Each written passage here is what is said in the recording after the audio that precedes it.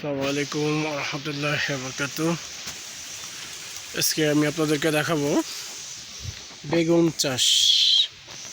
যারা বেগুন চাষ করতে আগ্রহী তারা কি করবেন ভেবে পাচ্ছেন না, তাদের জন্য এই ভিডিওটা করা। আপনারা সহজেই আপনার বাড়ির আঙ্গিনায় অথবা আপনার জমির ক্ষেতে বেগুন গাছ লাগাতে পারেন। প্রথমে মাটিকে সুন্দর মতো চাষ করে ঝুরঝুরি করে এবং লাইন বাই লাইন বেগুন গাছ লাগাতে পারেন। এরপর পানি দিতে হবে যেন বেগুন গাছ না মরে যায়।